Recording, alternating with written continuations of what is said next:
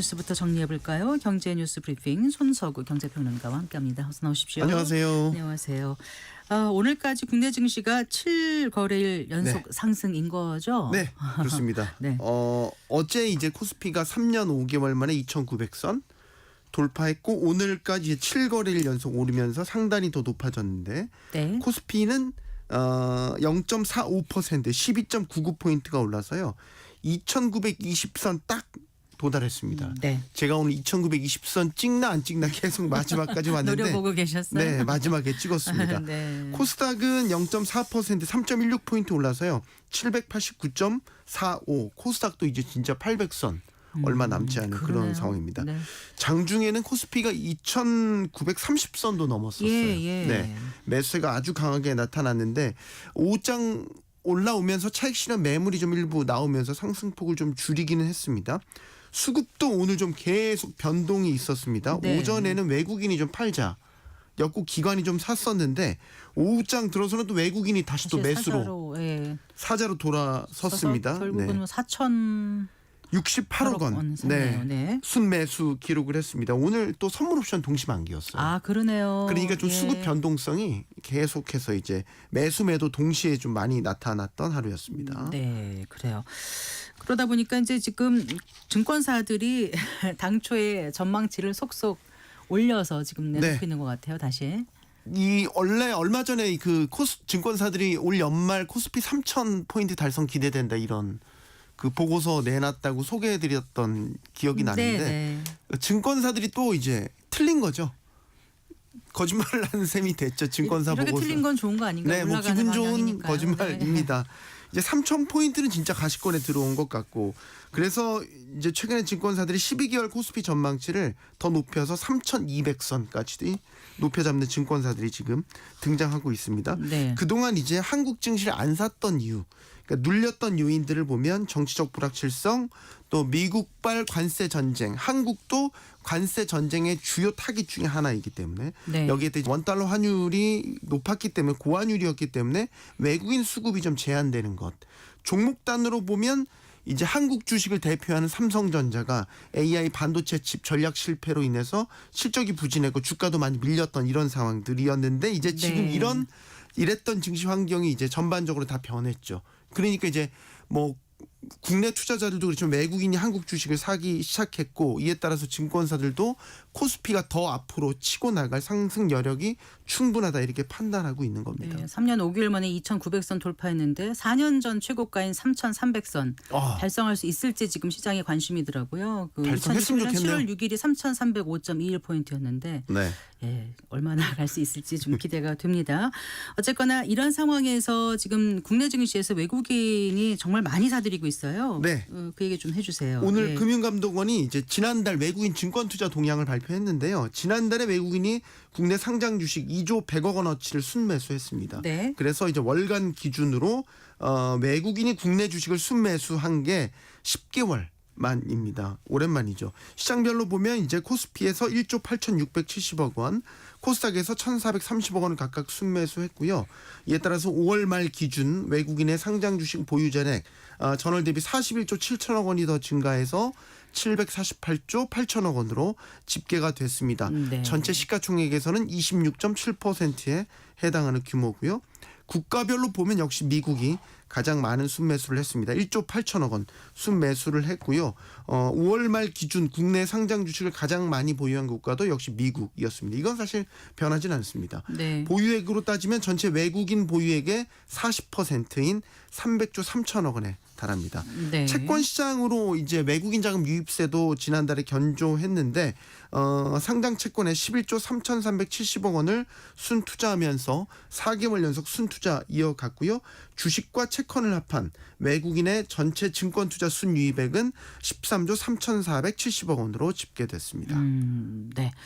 자, 오늘 그 한국은행 창립 75주년 기념식이 있었던 거죠. 네, 그렇습니다. 네, 여기서 이제 이창용 총재가 기념사에서 과도한 경기 부양에 대한 경계감을 표현했다고요? 네, 예. 이제 이창용 총재의 이 경계감이 좀 귀에 들어오는 거는 지금 이재명 정부에서 추경을 비롯해서 각종 경기 부양책을 고민하고 있기 때문이죠.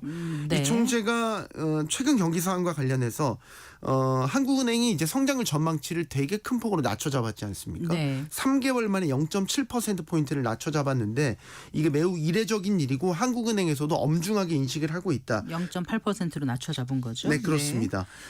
경기 부양 정책이 시급해졌다라고 밝혔거든요. 이 총재가 공개석상에서 경기 부양책 시행 필요성을 밝힌 거는 또 처음입니다. 근데 이제 경기 부양에만 과도하게 의존할 경우에는 부작용이 클 수 있다는 것도 동시에 경고를 한 거죠. 네.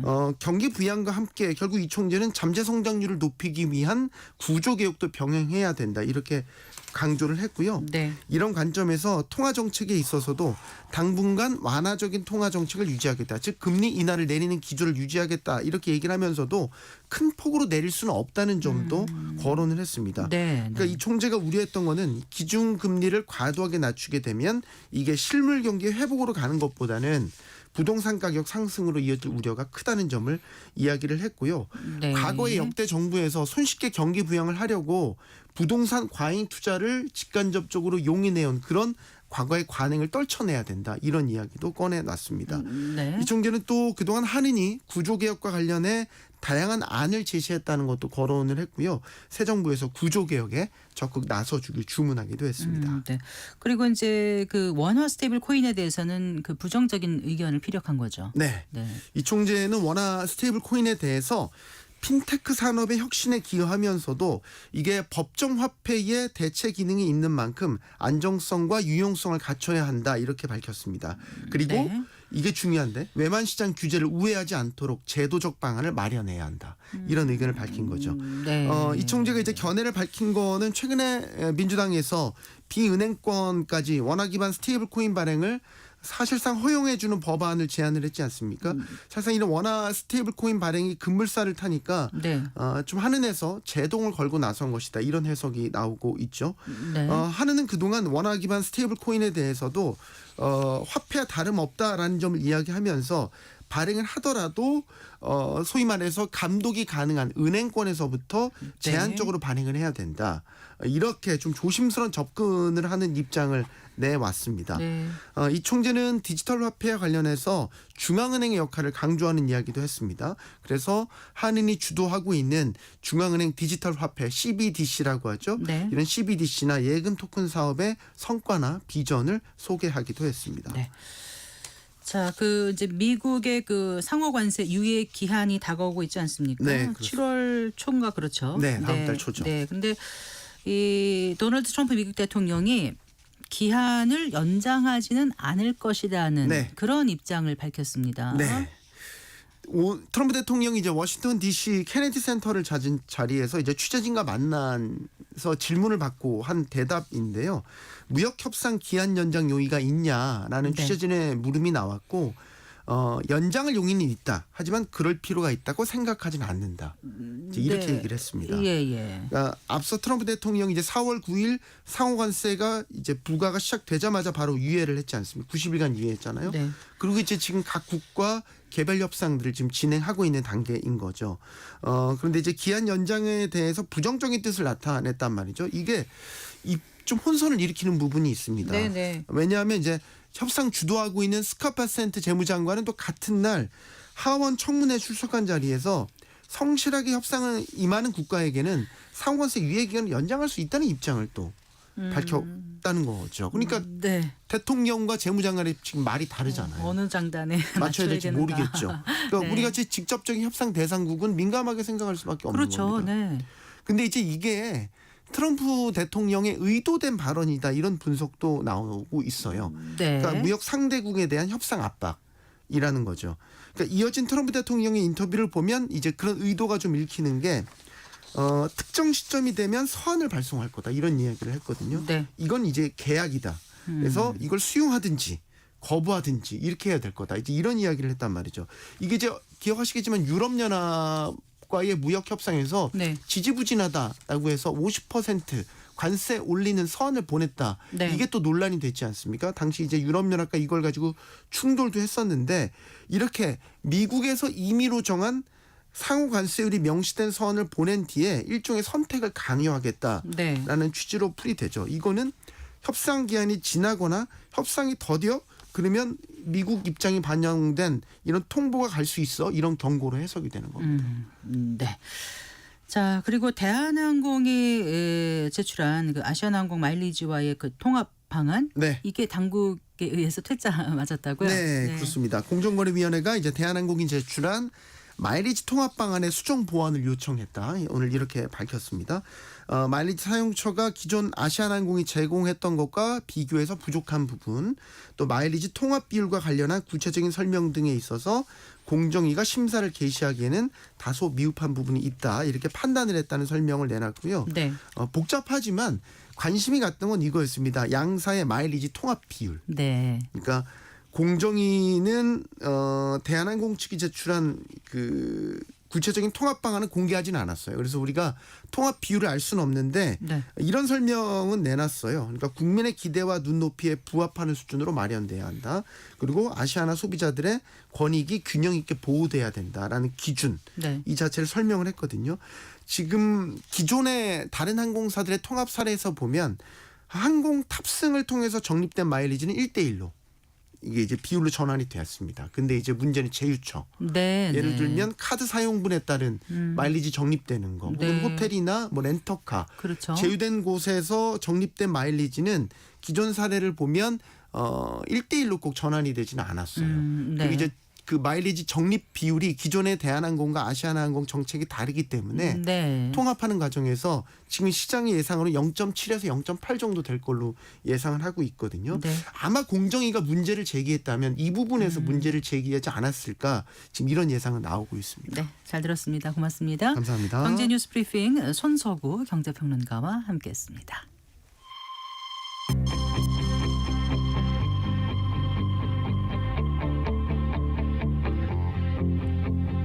경제 전문가의 원포인트 레슨. 꼭 알아야 할 정보와 이슈를 알기 쉽게 풀어드립니다. 대한민국 경제 고수와 함께 투자의 맥을 짚는 KBS 1라디오 경제쇼. 진행의 성기영 아나운서입니다. 4시 19분입니다. 잠잠했던 트럼프발 관세 전쟁이 다시 시작되는 걸까요? 앞서 말씀드렸습니다마는 트럼프 대통령이 뭐 특정한 시점이 되면 각국과 협상하지 않고 서한을 발송할 것이다. 이렇게 밝혔습니다. 대략 뭐 2주 안에 미국이 임의로 정한 상호 관세율이 명시된 서한을 발송한 뒤에 미국과의 무역을 계속할 것인지 선택을 강요하겠다. 이런 취지일 텐데요. 자, 새 정부 출범 이후 오랜만에 박스피를 뚫고 올라가는 우리 증시에 걸림돌이 되지 않을지 조금 우려되는 대목이기도 합니다. 자, 이런 가운데 최근 원달러 환율이 1,350원대에 안착하고 있는 이런 모습인데요. 자, 환율과 주식시장의 관계 좀 살펴보고요. 앞으로 환율 전망 해보고 아울러서 주가 전망도 함께 해보는 시간 가져보겠습니다. 미주은행의 변정규 본부장 스튜디오에 모셨습니다. 안녕하세요. 반갑습니다. 네, 안녕하세요. 트럼프발 관세 이슈가 잠깐 좀 잠잠한 듯한 그런 느낌이었는데 너무 익숙해졌나요? 그리고 이제 얘기했다가 또 취소되고 유예되고 계속 이렇게 반복하다 보니까 약간 좀 이젠 좀 덜 민감도가 좀 덜해졌다 이런 네. 생각을 갖고 있었는데 오늘 또 갑자기 2주 안에 거의 뭐 일방적으로 관세율 정해서 송부할 수도 있다 이런 얘기가 나와서 조금 화들짝 놀란 분들도 계실 것 같아요. 네. 오늘 뭐 새벽 우리나라 시간 이렇게 트럼프 대통령이 전격적으로 발표를 했는데요. 네. 뭐 열흘 뒤에 각국에 서한을 보낼 것이다. 그리고 그 서한에 따라 각국은 이것을 수용할지 거부할지 결정하면 된다. 네. 이렇게 얘기를 했으니까 사실 뭐 일방적으로 이게 유니레터럴 이제 뭐 바이레터럴이 아니라 네, 일방적인 거기 때문에 더욱더 어떤 내용일지가 굉장히 궁금하죠. 네. 어떤 게 올지. 예. 그리고 뭐 관세율에 대한 걸 텐데 뭐 상호 관세율을 그때 정했었는데 7월 9일까지 이제 네. 유예를 했지 않습니까? 네. 근데 7월 9일 이후에 이제 협의를 다시 하기로 했었는데 제가 보면 약간 그 행정부 트럼프 행정부의 전략이 네. 약간 변하지 않았나 이런 생각도 해요. 어떻게요? 예, 왜 그러냐면 지금까지는 이제 그게 27개국인가요? 27개국입니다. 27개국과 상호 관세를 이제 논의하기로 했었는데 네. 이제 그걸 그리고 이제 협상을 해온 거죠. 그런데 한 국가만 지금 거의 큰 틀에서 합의를 했고 영국만 중국은 이제 많이 이제 거의 큰 틀에서 많이 광범위한 논의가 상당히 진전된 상태. 그렇지만 다른 국가들은 상당히 어려워요. 그리고 지금 멀어져 있단 말이에요. 네, 네. 그렇기 때문에 이렇게 많은 수의 각국과 협상을 개별 협상해보다 보니까 피로도가 그럴 것 같아요. 상당히 누적된 것 같습니다. 네. 힘들겠죠. 뭐 아무리 그렇게 강력한 트럼프 대통령과 행정부를 하더라도 네. 미국은 하나인데 네. 그 많은 나라들이랑 협상을 하려고 그러고 특히나 최근에 네. 이 상무부 그 장관이 러트닉 있잖아요. 네, 네. 하워드 러트닉이 이런 말을 했었어요. 뭐 유럽 연합과의 상호관계 협상 타결은 이 27개국 중에서 네. 가장 늦게 될 가능성이 있다. 유럽은 굉장히 중요한 국가 아닙니까? 또 그만큼 이제 팽팽하다는 거예요. 그래서 네. 어렵다. 그러니까 이렇게 어떻게 보면은 합의를 하기 상당히 어렵기 때문에 네. 이제 행정부의 전략이 수정되면서 그냥 일방적으로 우리가 던질 테니까 우리가 원하는 것을 이제 그걸 수용할지 안 할지를 그냥 알려달라. 그리고 이제 수용을 하지 않는 국가에 대해서는 그 다음에 네. 협상을 개별적으로 하는 걸로 이런 방법으로 전략을 수정하지 않았나 이렇게 네. 생각을 하고 있습니다. 당장 뭐 다른 나라는 다른 나라고요. 우리는 어떻게 될 것인가 지금 이제 관심사 아니겠습니까? 이게 관세율이 어떻게 결정되느냐. 물론 이제 보내고 난 다음에 그걸 따라라 이렇게 하겠지만 또 그 이후에 또 협상이 또 있어야 되지 않겠습니까? 뭐 있겠죠. 이제 있어야 되는데. 네. 근데 어쨌든 어떻게 지금 일단 나오느냐에 따라서 산업계 전반에 이제 미치는 영향이 적지 않다고 봐야 될 텐데 혹시 이 일방적으로 서한이 명시돼서 보내는 관세율이 지난번에 얘기했던 그 관세율보다 높아질 가능성도 혹시 있다고 보세요? 사실은 이게 우리가 가보지 않은 길이기 때문에 네. 어떠한 방식으로 뭐 얼마나 구체적으로 예. 그 세율이 책정될지는 아무도 모르는 것이죠. 네. 지금 거기에 대해서 트럼프 대통령도 구체적인 언급은 하지 않았지 않습니까? 발송만 하겠다. 네. 서한을 발송할 예정이다. 일주일이나 2주일, 네. 뭐 한 열흘 정도로 지금 생각을 하고 있습니다만 네. 또 과거에 이렇게 뭐 자기가 데드라인을 정했다가 네. 시한을 넘겨서 이걸 갖다 유예해 준 그러한 경우도 많이 있었어요. 네. 사실은 여러 번. 그렇기 때문에 최근에 어떤 기자는 뭐 트럼프 대통령 맨날 기한을 정했다가 이것을 취소하고 다시 하는 사람 이래가지고 그 기자단에서 그런 얘기를 하자마자 트럼프 대통령이 굉장히 역정을 냈다는 그런 일화도 있습니다. 그렇기 네. 때문에 이번에 그런 사건 이후에 트럼프 대통령은 이런 시한을 다시 연장하기는 좀 어렵지 않나 이런 생각도 들어요. 네. 왜 그 기자가 그런 얘기를 했는지 몰라도 어쨌거나 본인 이제 체면도 있고 또 시간을 너무 지체할 수는 없는 게 미국 입장일 것 같기도 하거든요. 그래서 제가 여쭤본 거는 더 높일 수 있는지 여쭤봤는데 그건 지금 아무도 모른다. 아직 트럼프 행정부도 정하지 않았을 수도 있을까요? 네. 그런데 마지막. 지금까지 이제 그 어떠한 그 상호 관세율을 정해놓고 네. 그것을 수용하는 과정에서 다른 나라들이 굉장히 난감하게 여기지 않았어요. 굉장히 힘들어했단 말이에요. 네, 네. 그렇기 때문에 여기서 더 올릴 가능성은 좀 낮게 적지 보는 않느냐. 게. 특히나 지금 협상 과정에서 굉장히 애먹였던 나라들만 조금 올릴 가능성은 있지. 뭐 네. 협조적이었던 한국이나 일본이나 이런 나라들. 우리나라는 사실은 정부가 부재중이었기 때문에 네, 뭐. 좀 어렵고요. 그래서 네. 뭐 한국으로서는 이제 안 높아지면은 뭐 그 선에서 협상을 할 수밖에 없는 그런 상황이긴 하지만 네. 새 대통령과 행정부가 이제 들어선 만큼 적극적으로 이렇게 미국 정부와 타협을 적극적으로 이끌어냈으면 하는 바람입니다. 네. 어제 그 미국의 소비자 물가 지수가 발표되지 않았습니까? CPI가요. 근데 시장 예상보다는 조금 낮은 수준으로 나온 거죠, 전무님? 네, 맞습니다. 네. 그 CPI라고 하죠. 이게 이제 에너지와 그다음에 식료품을 제외한 거예요. 에너지와 식료품은 사실 어디든지 안 들어가는 게 없잖아요. 그래서 네. 너무 중요하기 때문에 이걸 빼고 네. 산정한 소비자 물가 지수를 코어 CPI라고 하는데 근원. 네. 예, 그래서 5월 코어 근원 CPI가 지난해 1년 전 동월 대비 2.4% 상승했습니다. 네. 예. 그리고 이제 2.8% 상승했습니다. 이것은 이제 올해 들어서 이 근원 물가가 오른 적이 한 번도 없다는 데 의의가 있어요. 왜 네, 그러냐면 네, 1월 달에 이러한 근원 물가가 3.3%, 2월도 네. 3.1%로 0.2% 줄었고요. 예. 그다음에 3월, 4월, 5월은요. 똑같이 2.8%에 머무른 겁니다. 그렇기 때문에 네. 지금 1월부터 시작해서 한 번도 증가하기 없고 네. 가장 중요한 건 뭐냐면 이 때문에 지금 물가가 어떻게 보면 크게 오를 거라고 생각하는 그런 우려의 목소리도 많았잖아요. 게다가 이제 관세 때문에 그것 때문에 사실은 파월 의장도 미국의 기준금리를 내리지 않고 네. 있는 거죠. 네. 그런데 이제 이러한 우려가 조금 불식됨에 따라서 네. 미국의 국채 금리가 이때까지 굉장히 높았잖아요. 네. 특히나 장기채는요 물가 상승, 인플레이션에 매우 취약하기 때문에 뭐 10년물 이상, 20년, 30년 미국 국채 수익률이 굉장히 높게 이렇게 4% 중반에서 후반까지 네네. 거래가 됐는데 급락을 하는 그런 양상을 보여줬습니다. 네. 자, 그러면 이렇게 이제 어쨌든 물가 상승에 대한 우려가 조금 낮아진다라면 그러면은 기준금리 인하 가능성은 좀 더 커진다고 보십니까? 어떻게 보세요?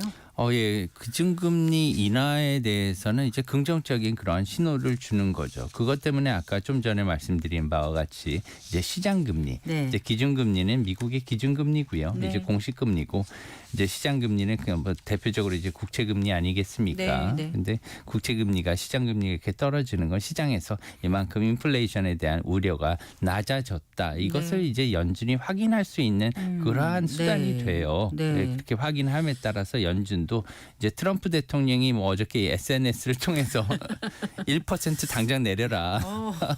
압박하는 거죠, 파월 의장을. 근데 한 번에 1%포인트요. 네. 뭐 1%는 적어도 올해 내려라 이런 거죠. 올해까지 내리라고 네. 하는 것 같은데 네. 일단 뭐 파월 의장은 트럼프 대통령이 이렇게 압박을 해서 내리는 모습에 이렇게 수긍하는 건 정말 죽어도 그런 모습은 보이기 싫을 것 같아요. 네. 그럼에도 불구하고 뭐 두 사람의 관계를 떠나서 네. 사실상 지금은 굉장히 미국은 굉장히 중병에 든 그런 상황이다. 미국의 경제는 지금 미국의 재정 상황은 부채가 네. 작년 9월 네. 작년 9월 말 기준으로 현재 지금 35조 달러, 네. 5경원이에요. 우리나라 돈으로 네. 약 넘어선 상태입니다. 미국의 부채가. 네. 게다가 미국의 기준금리, 시장금리가 굉장히 높게 지금 형성이 돼 있잖아요. 이것은 뭐냐면 미국의 재무부가 네. 지불해야 되는 이자 비용도 그만큼 커지는 거죠. 막대한 거죠. 네. 그래서 이렇게 막대한 이자를 갖다 내야 되니까 네.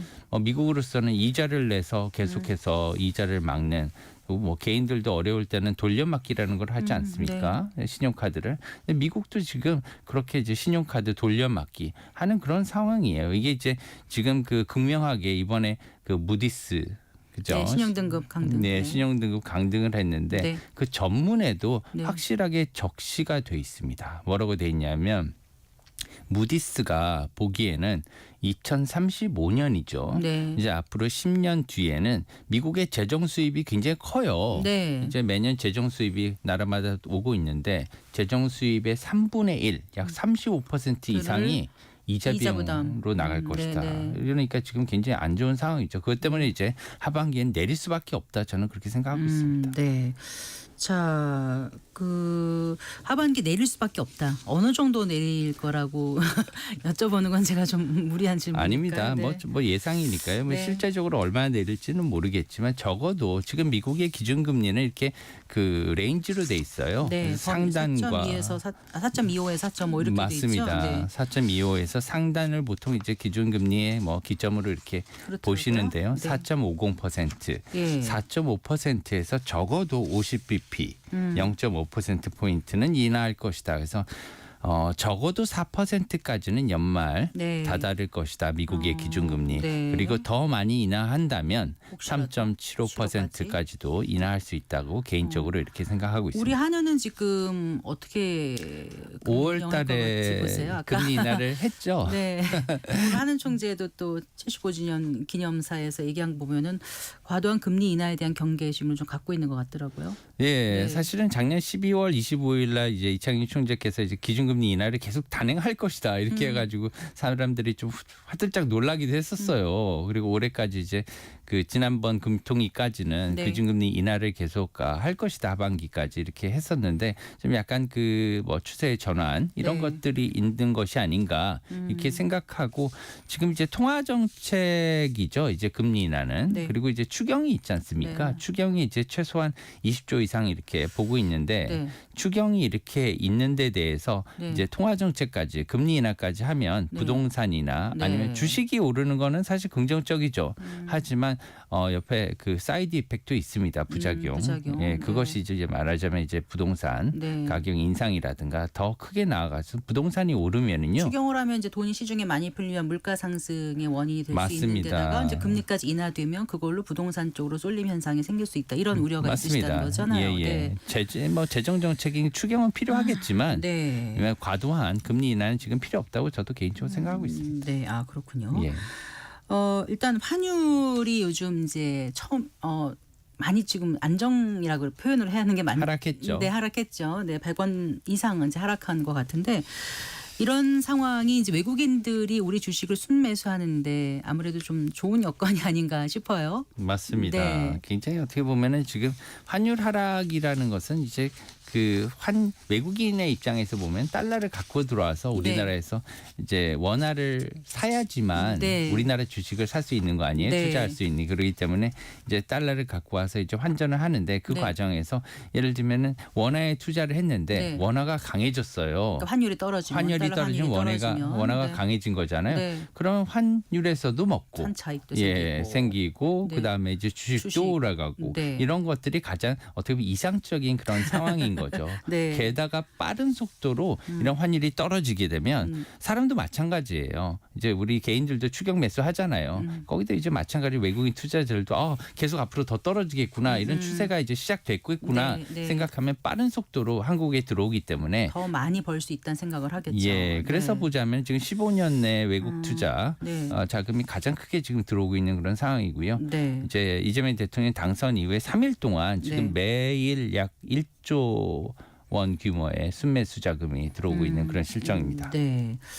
그런데 환율이라는 게 계속 이렇게 갈지 이제 외환 전문가시니까 궁금해서 저희가 이제 모신 거거든요. 사실 환율이 이대로 갈지 환율 변동성이라는 게 사실 굉장히 크지 않습니까? 제가 이제 자료를 찾아보니까 4년 누적 그 등락률은 36%라고 나오더라고요. 최근 4년간. 네. 그리고 이제 2025년 6월 9일 기준으로는 지금 마이너스 8% 이렇게 나오더라고요. 네, 지금 이제 4월 초죠. 네. 4월 초에 이제 1,479원까지 올라갔었습니다. 그러니까요. 네. 네, 지금 오늘 오후에 제가 이렇게 사무실에서 나오면서 보니까 1,350 얼마였죠? 56원에 네, 거래가 네. 됐었거든요. 네. 55원, 56원까지 이렇게 떨어진 상황이니까 뭐 2달 정도 기간에 120원이 넘게 하락한 그런 상황이에요. 네, 네. 이것은 뭐 8% 이상 이제 2달 동안에 하락했으니 굉장히 빠르게 하락한 그러니까요. 거잖아요. 네. 그러니까 예를 들면은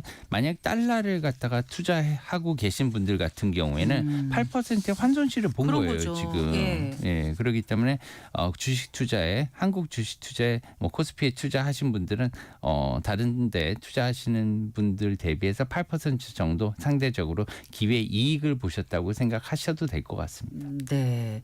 그러니 어떤 하나의 현상이 누구에게 다 좋고 누구에게 다 나쁜 게 아니라 이 희비가 계속 이렇게 엇갈리게 되거든요. 그렇죠. 상대적인 거죠. 네. 어쨌든 외국인들한테는 환율이 떨어지면서 워낙 강세인 게 지금 이익인데 그러면 외국인이 환율이 어떻게 되느냐에 따라서 또 움직임이 달라질 거 아닙니까? 그걸 제가 여쭤보고 싶어서요. 네. 예, 외국인들이 이제 예를 들면은 그 환율이 그 메커니즘이 이렇게 돼요. 뭐냐면은 달러원 환율이 하락하는 추세가 되잖아요. 네. 이제 추세가 되면 이제 원화가 강세가 되잖아요. 네. 이제 원화가 강세가 되면 이제 외국인 투자가 증가하게 되죠.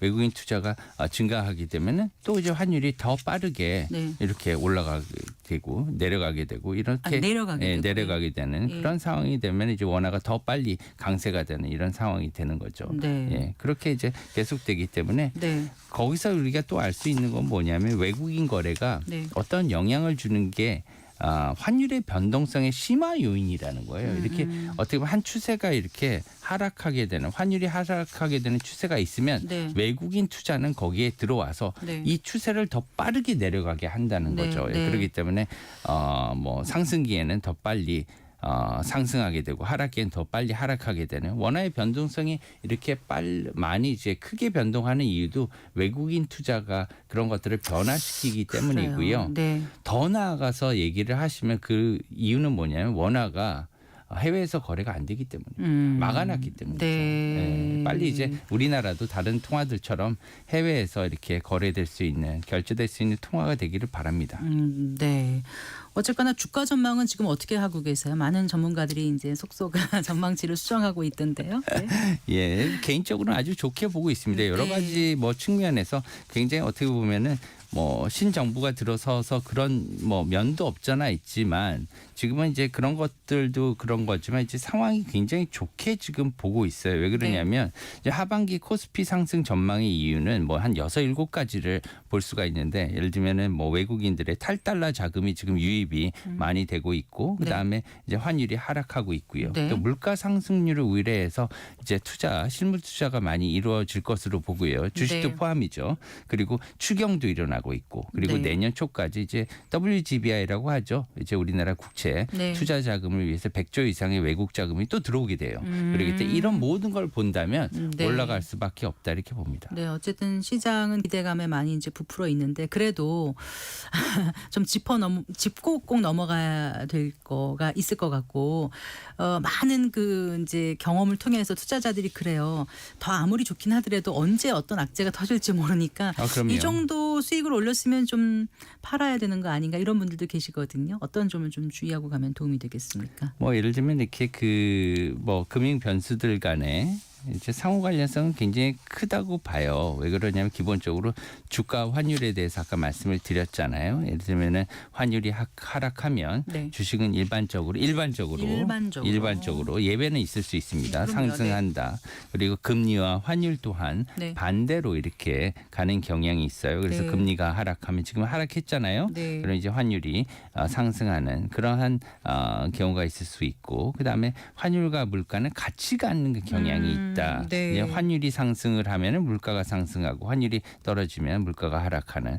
그렇지만 이것을 이제 염두에 두고 우리가 또 봐야 되는 건 뭐냐면 경기와 뭐 주가 이런 거에 대해서도 우리가 잘 봐야 되는 게 뭐냐면 이 상관관계가 경기와 주가는 상당히 좀 약한 편이에요. 그렇기 때문에 경기 둔화기에도 네. 주가가 오르는 경향이 있어요. 그리고 이제 반대의 경우도 있을 수 있기 때문에 유의를 하긴 해야 되는데 기본적으로는 저는 뭐 하반기에 굉장히 이렇게 불리시 긍정적으로 봅니다. 경제적으로. 왜냐하면 지금은 경기가 조금 둔화돼 있고 하지만 가장 중요한 건 뭐냐면 돈이 있는데 성장이 있다는 겁니다. 왜 그러냐면 돈이 있어야지 네. 성장이 있고요. 네. 성장이 있는데 경제 성장이 있는데 모든 어떻게 보면은 모멘텀이 생기고요. 네. 나라가 발전할 수 있다는 겁니다. 네. 그래서 그런 것들을 본다면 빨리 그 우리나라 이제 새로 뭐 정부도 탄생하고 했으니까 외국인 투자를 굉장히 장려를 해서 지금 물 네. 만났으니까 네, 이것들로 인해서 좀 발전을 갖다 지속시켜 보자는 그러한 염원이 있습니다. 알겠습니다. 잘 들었습니다. 고맙습니다. 감사합니다. 네, 미주은행의 변정규 본부장과 얘기 나눠봤습니다.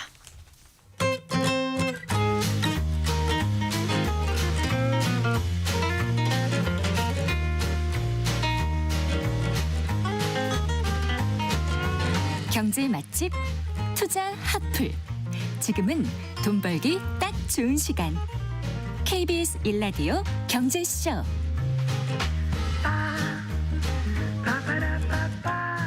부동산 시장을 한 뼘 깊게 분석해보고 한 발 빠르게 전망해보는 시간입니다. 부동산 투자 분석.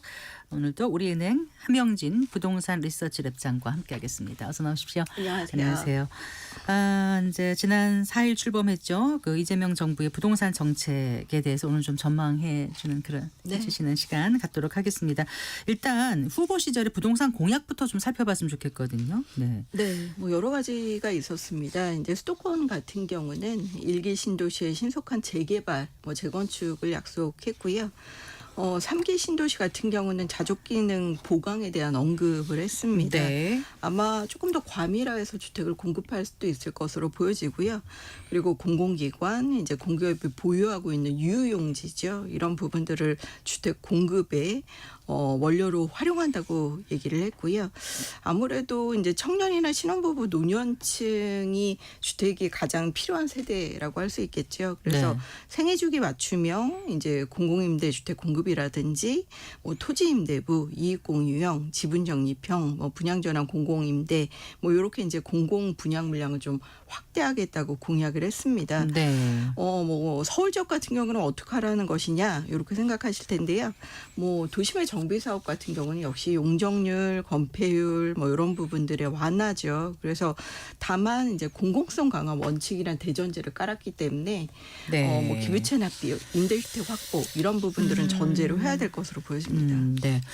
요즘 지방 건설 경기 주택 시장이 매우 굉장히 안 좋지 않습니까? 네. 그래서 이제 지역 경기 회복 이슈와 함께 그 지방 주택 시장 규제 완화에 관한 공약도 있지 않았었나요? 맞습니다. 이제 아무래도 지방은 이제 균형 발전이나 경기 회복에 대해서 좀 방점을 찍는 정책들이 많았는데요.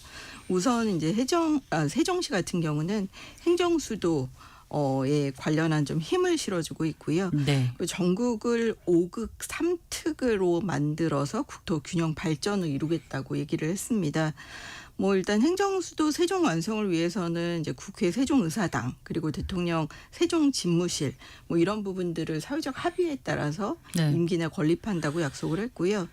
이제 공공기관 이전과 관련해서는 2019년에 좀 중단됐어요. 그래서 2차 공공기관 이전을 하게 되면 한 5만 명 정도가 좀 지방으로 내려갈 수 있을 것으로 보여지고요. 네. 그 전국의 5극 3특은 아무래도 이제 메가시티 대규모의 도시를 균형 발전하는 기반을 만드는 것들을 고려하실 필요가 있겠습니다. 수도권, 부울경, 동남권, 대경권, 중부권, 호남권 네. 이렇게 이제 도시를 서로 묶어서 하나의 메가시티화하는 부분이고요. 3특은 제주, 강원, 전북입니다. 네. 이런 지역에 이제 광역급행철도 건설, 자치권한 확보 이렇게 해서 좀 지방 공동화를 받겠다고 했고요. 네. 이제 세제 관련해서는 인구 감소 지역들이 있잖아요. 전국에 90여 곳 정도 되는데 이걸 이제 2배 정도 늘려서 네. 1세대 1주택 특례를 통해서 한 채 갖고 있는 분들이 인구 공동화 지역의 주택을 구입하시면 세제 감면을 해주는 부분들도 고려하고 있습니다. 네. 그 전세 사기 피해자들이 꽤 많지 않습니까? 한 3만 명 된다고 알고 있는데 여기에 대한 공약도 있지 않았나 싶은데요. 네, 필요한 공약이었죠. 이제 아무래도 전세 사기가 사회적 재난이나 좀 다름없었기도 했고요. 전세 사기 특별법에 따라서 이제 피의자 지원 대상을 확대하고 좀 가해자 처벌을 강화키로 했습니다. 네. 그리고 이제 전세금 반환 보증 제도가 있는데요. 네네. 사실 그 임차인이 많이 가입하시잖아요.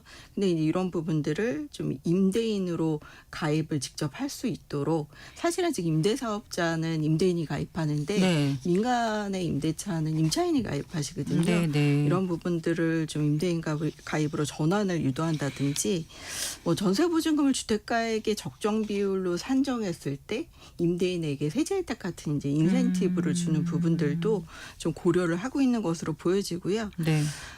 청년이나 주거 취약계층에 이제 임대료 부담이 있죠. 그래서 아무래도 월세세액 공제를 좀 확대한다든지 그리고 무주택 청년의 월세 가구에 대해서 월세액을 지원하거나 또는 2차 보전이라고 해서 대출이자와 관련된 부분들을 지원하는 것도 고려하는 것으로 보여집니다. 네. 그 이제 요즘 아파트 분양 시장은 또 고분양가 문제가 크기도 하고요. 또 네. 상가 같은 수익형 부동산은 뭐 공실이라든지 이런 문제가 커서 이를 그 완화하기 위한 어떤 공약은 있었는지도 궁금합니다. 네. 일단 주택 공급 신속 인허가 제도 도입을 통해서 좀 인허가 기간을 단축해서 이제 그로 인한 금융비나 사업비를 좀 절감한다는 방침이고요. 결과적으로는 이제 사업비가 절감되면 이제 분양가 인하로 이어질 수 있다는 기대를 하고 있는 것으로 보여집니다. 그리고 이제 정비사업 같은 경우는 사실 시행 시공사 간 최근에 공사비 갈등이 굉장히 과거보다 높아졌잖아요. 그래서 도시분쟁조정위원회를 심사하는 대상에 공사비 분쟁 조정을 포함해서 공사비를 좀 적정 가격으로 인하할 수 있도록 한다는 방침이고요. 네. 상가 쪽은 요즘 경기가 워낙 좋지 않기 때문에 공실이 굉장히 많습니다. 네, 네. 뭐 미개발지라면 이제 과도한 업무용 상가 용지를 이제 주택 용지로 좀 전환할 수 있도록 해서 상가 비용 자체 공급을 좀 줄인다든지 착한 임대인 세액공제를 지금은 이제 기간을 설정해 놓고 하잖아요. 네. 이 부분을 이제 상시화해서 임대료를 줄여줄 예정이고요. 네. 이제 상가 관리비 내역에 대한 공개 의무화를 통해서 임대인이 관리비 중 일부를 상가 임대료로 정가시켜 가지고 맞아요. 임차인에게 네, 부담을 네. 주는 부분들을 다소 줄여주는 문제 방지책도 내놓을 예정입니다. 네. 그런데 이번에 그 공약이라든가 이제 선거 유세할 때 보면은 부동산의 어떤 세금과 관련해서는 딱히 무슨 언급이 없었던 것 같은데 어땠습니까? 맞습니다. 네. 사실 이제 올해 6월 1일 기준으로 이제 보유세와 관련된 과세를 누가 할지는 결정되기도 했고요. 네. 올해 공시가격은 인상률이 결정이 되기도 해서 네. 이제 7월과 9월에 보유세 그리고 10월에 종부세를 내는 부분들이 확정됐기 때문에 네. 당장 연내 세금과 관련된 부분을 건드리지는 않을 것으로 보여집니다. 네. 재건축 같은 경우는 역시 이제 재건축 초과이익 환수에 대해서 네. 관심이 많으신데요. 뭐 일단 현 정부는 관련 제도를 유지할 것으로 보여지기는 합니다. 대신 뭐 정비사비 용적률 건폐율을 완화한다는 입장이긴 한데 그 완화도 공공성을 전제로 하기 때문에 근본적으로 제초안의 제도 자체를 더불어민주당이 만들었기 때문에 제도 자체를 완전히 없애지는 못할 것으로 보여지기도 하고요. 뭐 일단 이번에 이재명 대통령이 후보자 시절에 이제 전임 문재인 정부의 부동산 정책 방향과 좀 결을 달리하겠다. 그래서 네. 세금 부과를 통해서 수요 억제로 집값을 잡지는 않겠다고 이제 공언한 바가 있기 때문에 집값 잡기 위해서 세금 부과를 하는 건 아니다. 이렇게 얘기를 한 거라고요. 네, 맞습니다. 예. 그래서 이제 다주택자에 대한 종부세나 양도소득세 강화 정책을 뭐 임기 초반에 강력히 펼치지는 않을 것으로 보여지는데요. 다만 최근 서울의 강남권이나 용산 한강변의 주요 지역의 가격이 다시 오르기 시작했고 네. 그리고 최근 외곽 지역들까지도 마이너스 변동률에서 플러스 변동률로 전이 됐기 때문에 일부 집값이 많이 오른 지역에 대한 조정 대상 지역, 투기과열지구 또는 뭐 토지보유구 이런 부분들을 집값 불안이 조금 더 커지면 지정할 수 있는 가능성은 좀 열려 있다고 보여지긴 합니다. 네.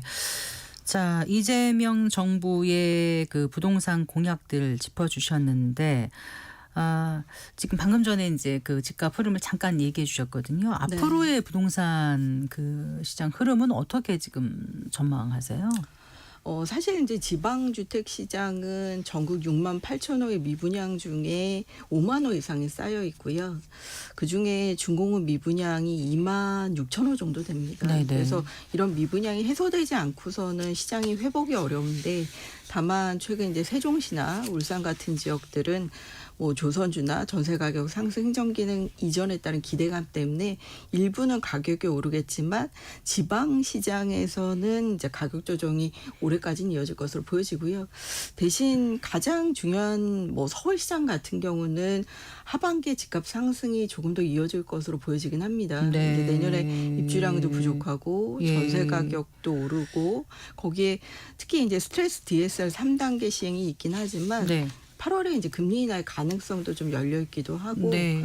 또 분양 물량이 올해 많지 않고 아파트를 대체할 수 있는 대체 투자처가 많지 않다는 부분들이 서울의 이제 상급지 갈아타기 똘똘한 채로 이어진다면 올해 이제 서울 지역은 집값이 좀 오르는 방향으로 내다봐야 되지 않나라고 생각이 듭니다. 그러니까 토지거래 허가구역 확대 재지정한 이후에도 잠깐 주춤하다가 이제 가격이 오르는 걸 지금 이제 지켜보고 계신데 네. 많은 분들이 네. 앞으로도 조금 더 올라갈 거로 방금 전에 말씀하신 이유들로 그렇게 보신다는 말씀이신 거죠? 네, 맞습니다. 뭐 서울시 같은 경우 최근에 성동구를 토지거래 허가구역으로 지정할 것인지 좀 고민하고 있다는 부분들을 네, 얘기를 하기도 했고요.